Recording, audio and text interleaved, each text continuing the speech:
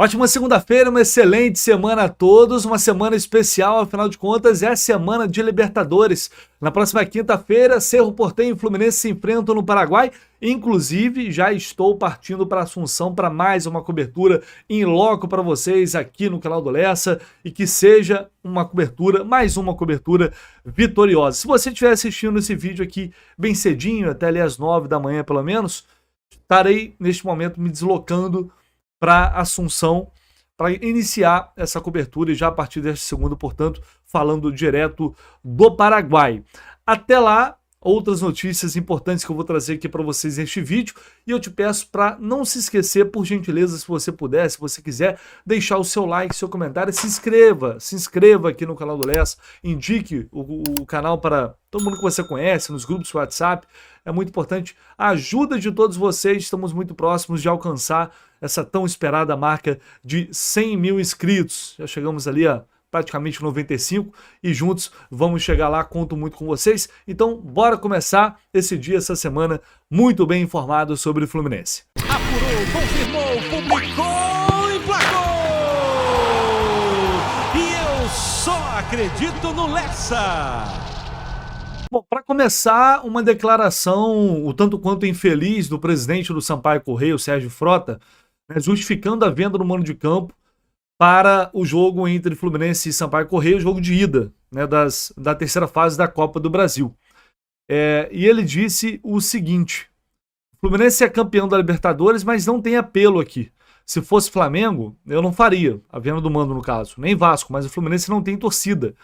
Eu não tiro desse jogo 300, 400 mil. Ali tem 1 milhão e eu preciso de 3 milhões e meio para subir. Vou atrás dos outros 2 milhões e meio. Independentemente dessa negociação, eu tive que falar com o presidente da CBF, com o presidente do Fluminense, porque o Fluminense não quer jogar em Brasília, como informei aqui para vocês. Quer jogar em Cariacica, porque ele tem um jogo contra a gente e esse grupo comprou o outro jogo deles contra o Atlético Mineiro. O Fluminense vendeu esse jogo com 2 times de Série A por 1 milhão. E o Sampaio, se pegar 1 milhão, é por causa do Fluminense, que é campeão da Libertadores.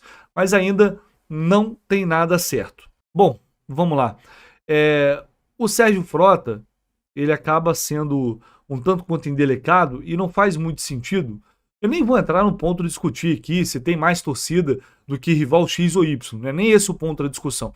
A questão é que o próprio Fluminense ele já informou que o Maranhão é o segundo estádio com mais sócios do Flu, nas regiões Norte e Nordeste, atrás somente do Bahia.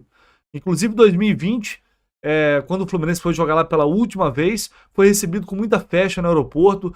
Teve uma festa muito bonita também para a final da Libertadores. Então tem muitos e muitos tricolores que estão no Maranhão e que gostariam muito de ter essa oportunidade de acompanhar o time de perto. Infelizmente, não terão, devido a essa mudança de mando de campo. Mas o presidente do Sampaio Corrêa, que inclusive não é só a responsabilidade do Fluminense de encher o estádio, né? Tem torcida do Sampaio Corrêa também. Evidentemente que eu não sei se o quanto daria, o quanto ele receberia, o quanto ele teria de bilheteria, se ele conseguir R$1 milhão livres de todas as despesas de viagem, obviamente que é muito vantajoso para ele. Mas seria vantajoso, acredito eu, em relação a qualquer jogo que ele fizesse no Castelão, que tem hoje uma capacidade mais limitada. Aqui é para vocês terem uma noção de como o Fluminense foi recebido lá em 2020 pela torcida tricolor.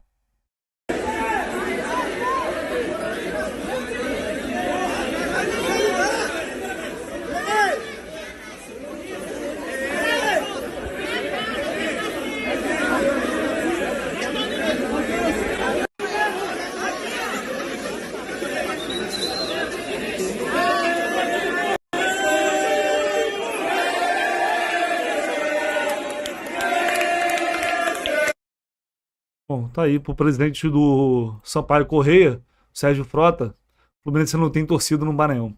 Lamentável essa fala dele, mas enfim. Ele, como presidente do clube, tem todo o direito de tirar o jogo de lá.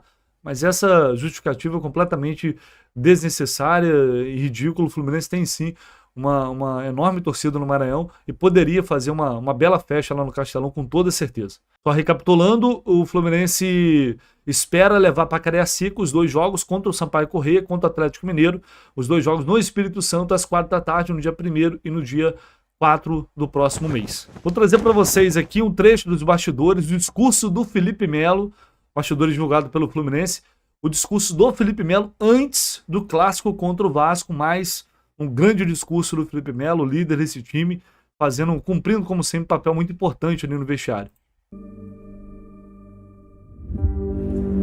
Nós temos uma oportunidade do caralho de enfrentar um dos maiores rivais nossos. E sabe como é que a gente vai vencer o nosso rival?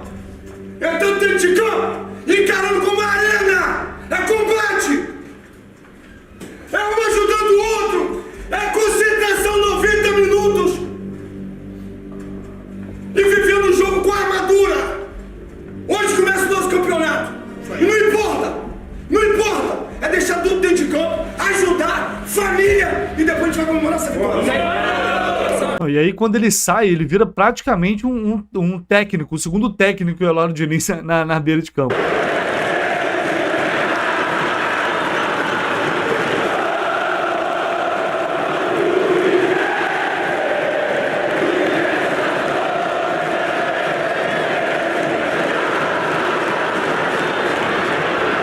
Um técnico e um torcedor, né? O Felipe Melo que dificilmente consegue completar os 90 minutos de um jogo, mas que dentro e fora de campo, devido à questão física dele, evidentemente, mas dentro e fora de campo cumpre um papel muito importante de liderança. O cara que chega meio desanimado ali, chega meio triste, cabisbaixo pro jogo, por algum motivo, se não acorda com esse discurso do Felipe Melo, meu amigo, ou com esses discursos que ele costuma fazer antes dos jogos, não acorda com mais nada. É impossível. Se o cara tá com alguma dúvida ainda se ele vai correr pra caramba, se ele vai se dedicar pra caramba, eu acho que essa dúvida tem que acabar aí. Ontem à noite, quando o Fluminense foi publicar ali que iria, foi jogar nas redes sociais que iria publicar os bastidores, aí isso aqui deu uma repercussão danada, porque teve um comentário aqui do Giovanni, por exemplo, queremos outra coisa e você sabe o que é. Ele está se referindo aqui a Thiago Silva. E aí o Fluminense responde, não posso falar. E aí todo mundo já começou uma série de especulações, está todo mundo tão louco com esse negócio do Thiago Silva, e aí já começou uma série de especulações, que era o indício de que o Thiago Silva tá vindo, mas que o Fluminense não pode falar. Gente, isso aqui é a sequência de um meme que o Fluminense vem zoando o Vasco desde o último sábado, depois da vitória no Clássico. Na verdade é uma zoeira em relação ao presidente do Vasco, o Pedrinho, que chegou na entrevista coletiva lá do Vasco e disse que não sabia se podia falar, se não podia falar, porque não tem autonomia para dar opinião no futebol devido à SAF, enfim, aquela entrevista que realmente foi humilhante do Pedrinho. E aí o Fluminense ficou zoando isso. Então isso nada mais é que a sequência do meme, galera. Acalme os corações. Você que adora embarcar nessas paradas, acalme o coração, porque isso aqui não é indício nenhum a mais de que o Thiago Silva está vindo ou não para o Fluminense, beleza?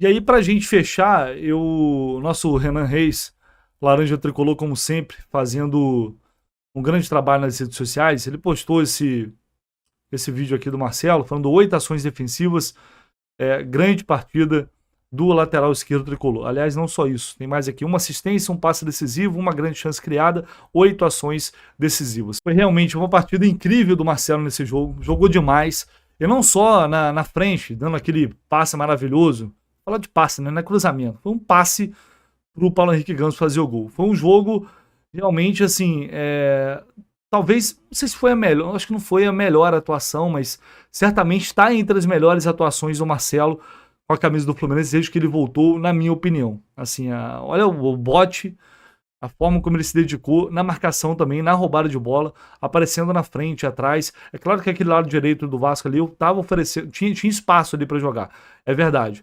Mas o Marcelo, ele o tempo inteiro buscou e participou do jogo com lindas jogadas e passes precisos, dificultando muito a vida do Vasco.